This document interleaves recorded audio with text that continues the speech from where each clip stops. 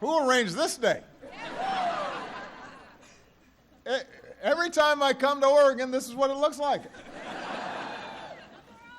Yeah. It never rains in Oregon, does it?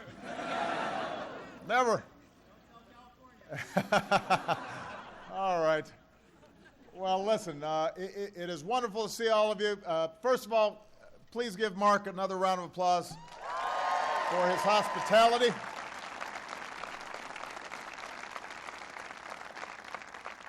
And thanks to everyone at Nike for hosting us today here in Federer Platz. You know, the White House is cool. We've got a basketball court.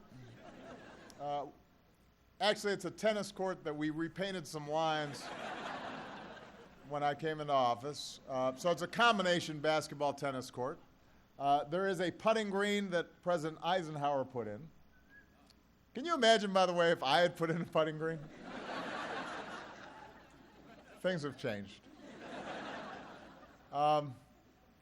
But you've got all that and the 18th tee box from Pebble Beach. Come on. I'm sure some of my staff is running around right now in the Michael Jordan and Mia Hamm buildings. They want to be lab rats for your new gear.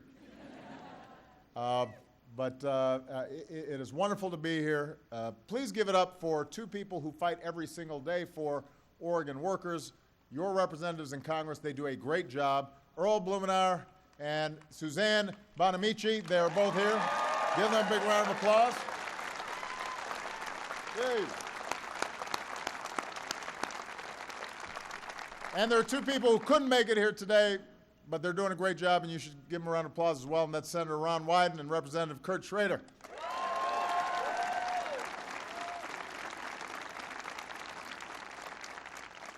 So it is great to be at the world headquarters of such an iconic company. A company that helps athletes succeed from the individual to the world stage. And as you've heard, I've come to Oregon to talk a little bit about trade, which initially may have had some people thinking, what is Mariota going someplace that we didn't know about? Or, yeah. And he's going to be great. He's an outstanding young man. He's going to be terrific. And from Hawaii, by the way. Right on. Local boy. But this is important, and I want to tell you why I think trade deals and our willingness to go out there and compete on the global stage is so important. You know, before I came out here, I had a chance to meet with some small business owners from across Oregon whose workers make everything from bikes to tea to stationery to wine. And they know how important this is to them. Sometimes when we talk about trade, we think of Nike, or we think of Boeing, or we think of GE. We think about these big multinational companies. But those small business leaders came here today because they understood that these markets outside the United States will help them grow and will help them hire more folks. Just as all the suppliers to Nike or Boeing or GE or any of these other companies understand this is going to be critical to their growth and their ability to create new jobs. In fact, that's why Ron Wyden is not here, because he's in Washington, D.C. as we speak, quarterbacking this effort on behalf of Oregon's small business owners and workers. Now, small businesses are the backbone of our economy. Eventually, like Nike's, they grow sometimes into really, really big companies. They employ millions of people. 98% of exporters are small businesses. They're the ones who make made in Oregon and made in the USA mean something. And they represent something essential about this country. The notion that if you've got a good idea and you're willing to work at it, you can turn that idea into a business. You can grow that business. Eventually, who knows what might happen. You can give other people a chance to earn a living, even as you do well. That's America's promise. And it's up to us to keep that promise alive.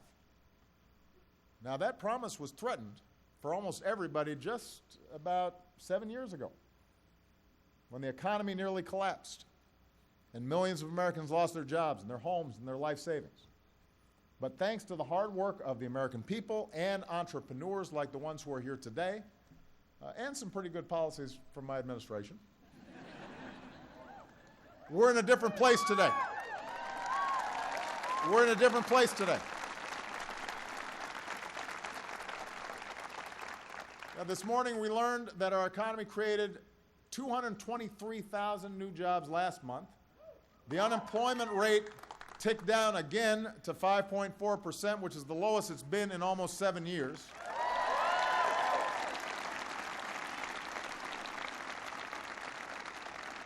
That's 3 million new jobs over the past 12 months, nearly the fastest pace in over a decade.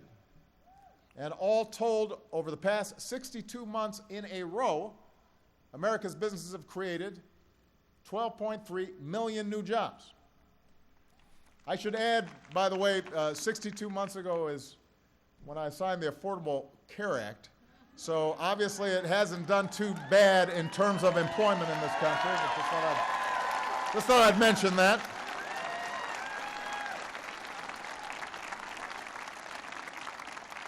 Since there were a lot of predictions of doom and gloom, I would just suggest those who were making those predictions go back and check the statistics.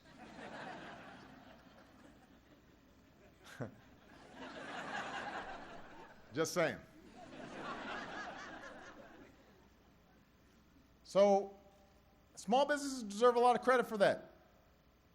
In fact, over the past several years, small businesses have created nearly 2 out of every 3 new American jobs.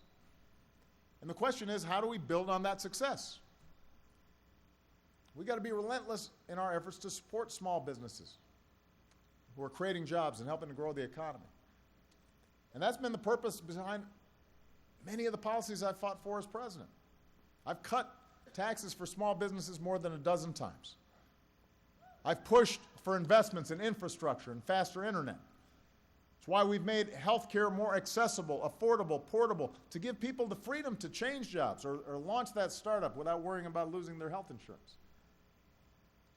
And passing trade agreements is part of that agenda if those trade agreements are the right kinds of trade agreements. If they make sure that they're growing our businesses and helping American workers by selling goods made in America across the rest of the world.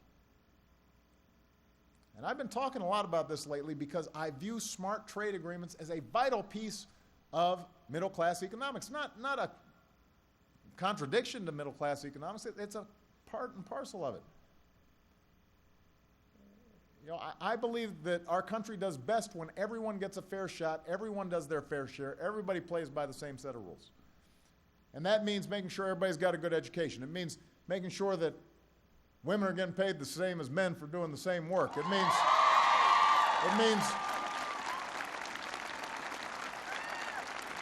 making sure that folks have to have sick leave and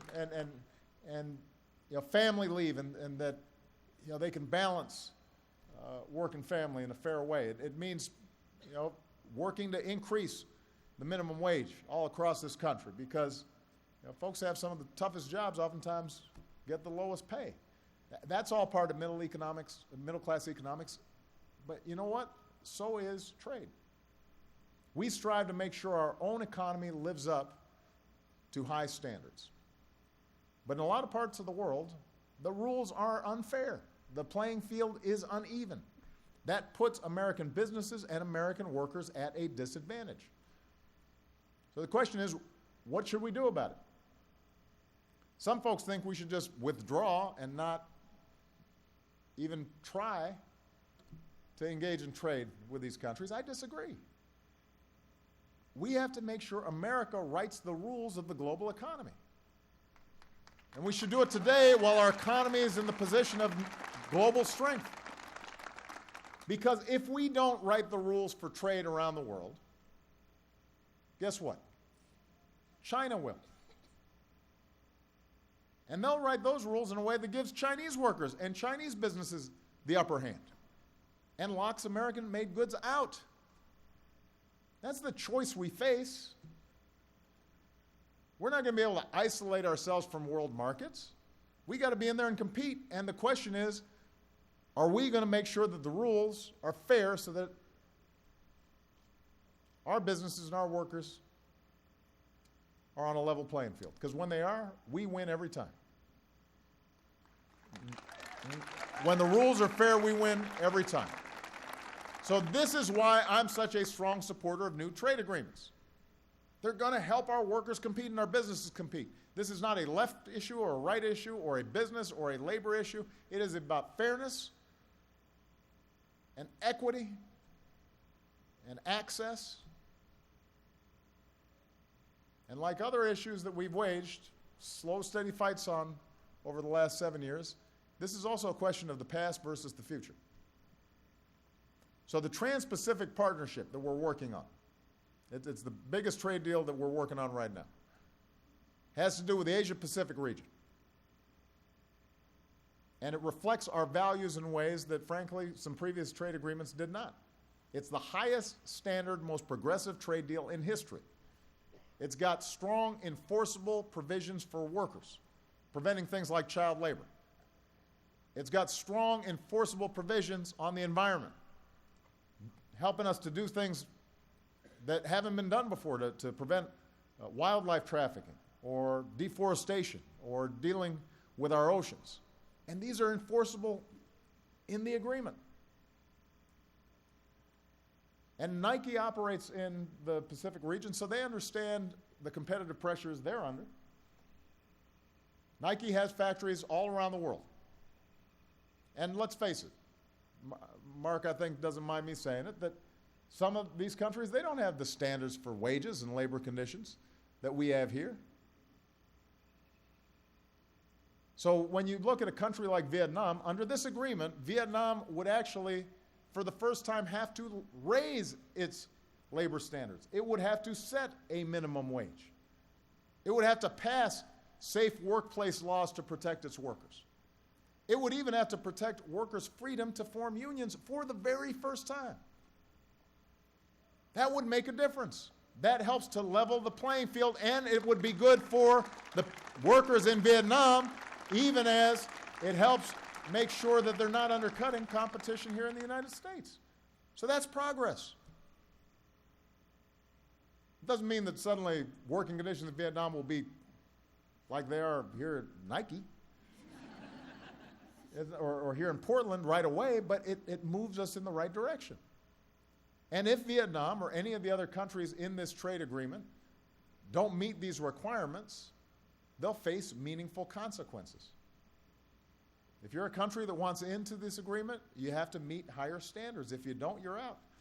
If you break the rules, there are actual repercussions. And that's good for American businesses, American workers, because we already meet higher standards than most of the rest of the world. And that helps level the playing field. And this deal would strengthen our hand overseas by giving us the tools to open other markets to our goods and services and make sure they play by the fair rules we help write. The truth is, we have one of the most open markets in the world. Folks are already selling stuff here. We got to be able to sell there. That requires us to enter into trade agreements to open up their markets. I hear Oregon wine's actually pretty good. Somebody told me that the Pinot Noir in Oregon is top notch. Right? I got some winemakers right here. Well, I want to make sure Japanese wine consumers have the opportunity to partake in an excellent Oregon wine. We got some Oregon beef producers and ranchers around here. Beef's really expensive in Japan. Let's make sure they try some Oregon steaks. It's good stuff. And that's one of the best things that can happen for our business and our workers, opening up markets that have previously been closed, particularly markets where they're already selling stuff here. There's not a lack of reciprocity. It's not a fair deal right now. We want to make it fair. Now, I want to acknowledge, because this looks like a very well-read and informed crowd, that there have been a bunch of critics about trade deals generally and the Trans-Pacific Partnership. And what's interesting is typically they're my friends coming from my party. And they're my fellow travelers on minimum wage and on job training and on clean energy and on every progressive issue. They're right there with me. And then on this one, they're like whooping on me. But I tell you what, I've run my last election. And the only reason I do something is because I think it's good for American workers and the American people and the American economy. I don't have any other rationale for doing what I do than that I think it's the best thing for the American people. And on this issue, on trade, I actually think some of my dearest friends are wrong. They're just wrong. And here's why. First of all, they say that this trade agreement will cost American jobs, and they're really basing this on some past experience, looking at what happened in the 90s, over the last 20 years, as there was a lot of outsourcing going on. And you know what? Past trade agreements, it's true, didn't always reflect our values or didn't always do enough to protect American workers. But that's why we're designing a different kind of trade deal. And the truth is that companies that only care about low wages, they've already moved. They don't need new trade deals to move. They've already outsourced. They've already located in search of low wages. What this trade agreement would do is open the doors to the higher skill, higher wage jobs of the future, jobs that we excel at. It would make sure our manufacturers who are operating at the higher end of the value chain are able to access these growing markets. And the fact is, over the past few years, our manufacturers have been steadily creating jobs for the first time since the 1990s, under my administration. After more than a decade away from the top spot, business leaders around the world have declared the United States is the world's #1 place to invest for a third year in a row. Third year in a row. So the point is, outsourcing is already giving way to insourcing. Companies are starting to move back here to do more advanced manufacturing, and this is a trend we expect to continue. This trade deal would help that. Just this morning, as Mark may have mentioned, Nike announced that with the Trans-Pacific Partnership, it'll make new investments in advanced manufacturing, not overseas, but right here in the United States. And far more Nike products would be made in the USA. And that means thousands of new jobs in manufacturing and engineering and design at Nike facilities across the country, and potentially tens of thousands of new jobs along Nike's supply chain here at home. That's what trade can do.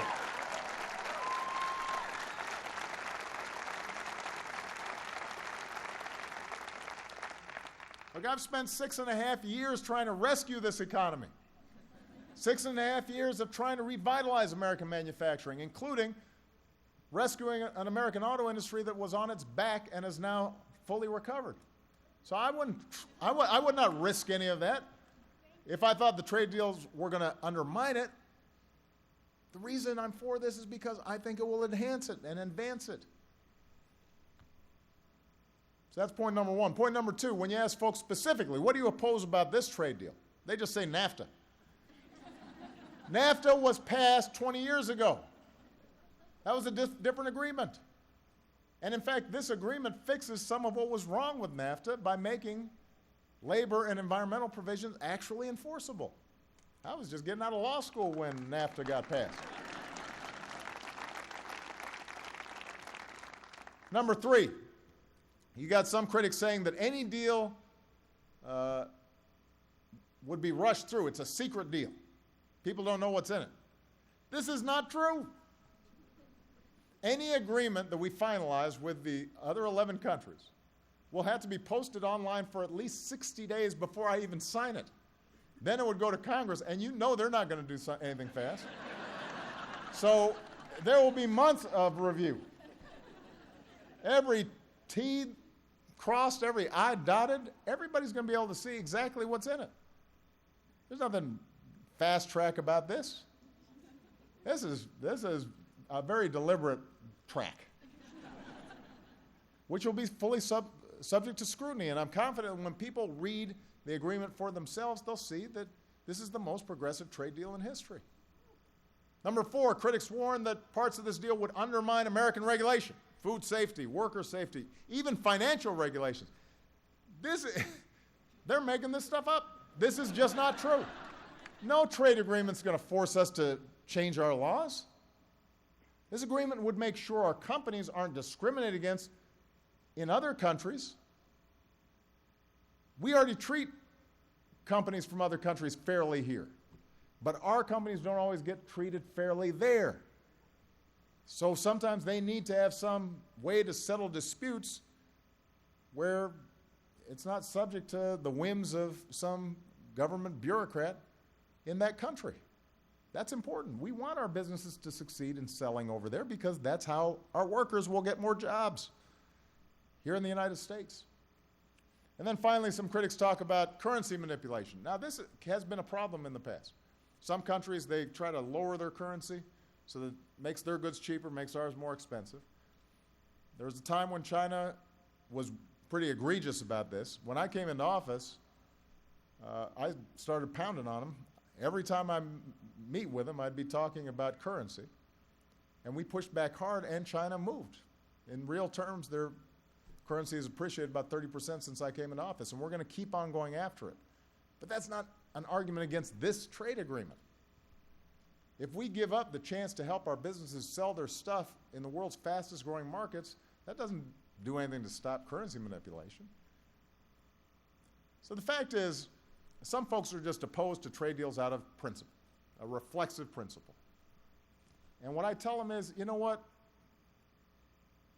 If you are opposed to these smart, progressive trade deals, then that means you must be satisfied with the status quo. And the status quo hasn't been working for our workers. It hasn't been working for our businesses. And there are people here who will tell you why. I'm going to just give you a couple of examples of small businesses who I had a chance to meet with today. Egg Press. It's a Portland-based greeting card company. Really nice. They sell their cards in Australia, which is a member of this Trans-Pacific Partnership Agreement.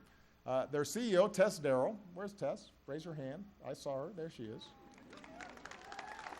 So Tess says that if they could more easily reach customers in Japan as well, they'd sell half the volume that they do here in America. That's a lot.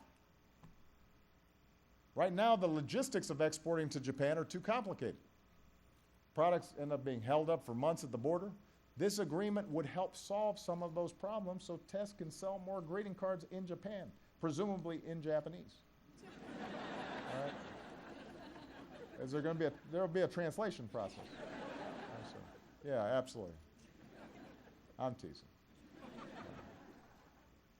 So the trade deal would help eliminate barriers and simplify customs and hold countries accountable for getting products delivered swiftly.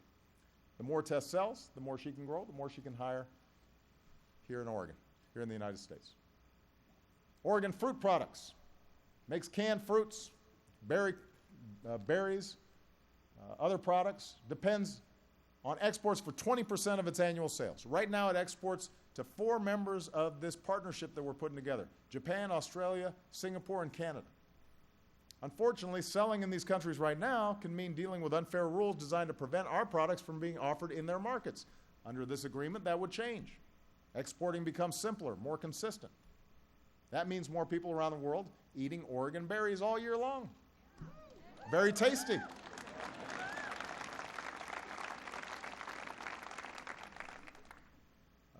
Sokol Blosser Winery.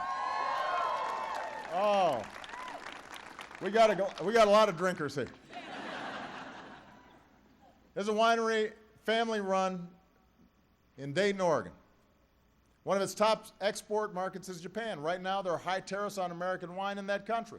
Under this trade partnership, those tariffs would be eliminated, and wineries across America could see their sales grow overseas. The the brother and sister team that runs this vineyard. Wave, guys.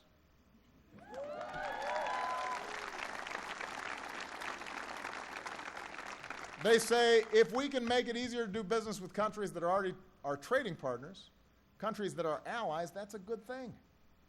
They're right. This deal would be a good thing. So let's just do it.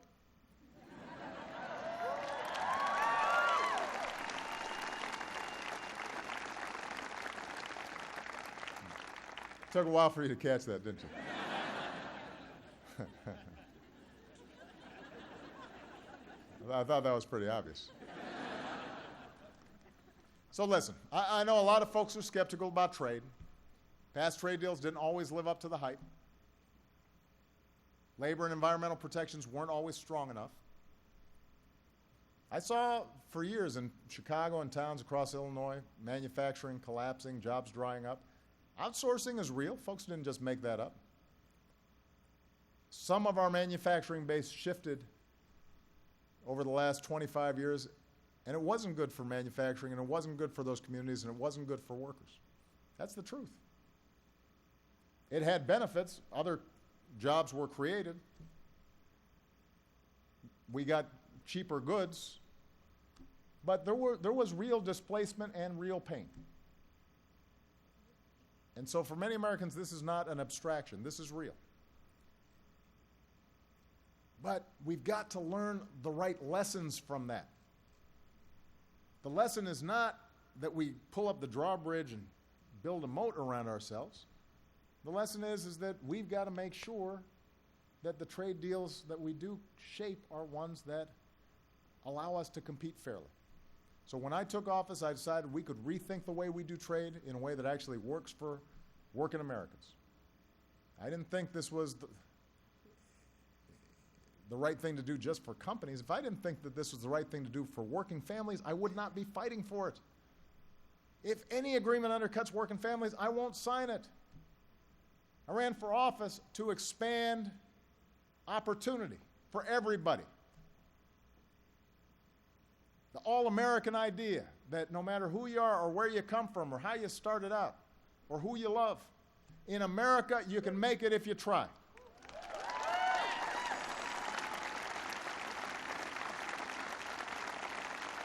So, yes, we should be mindful of the past, but we can't ignore the realities of the new economy. We can't stand on the beaches and stop the global economy at our shores. We've got to harness it on our terms. This century is built for us. It's about innovation. It's about dynamism and flexibility and entrepreneurship and information and knowledge and science and research. That's us. So we can't be afraid of it. We got to seize it. We got to give every single American who wakes up, sends their kids to school, rolls up their sleeves, punches in every day, the chance to do what they do best. Dream up, innovate, build, sell the best products and ideas in the world to every corner of the world.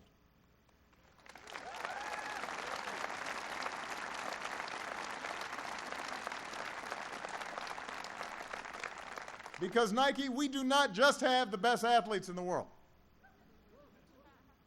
We also have the best workers in the world.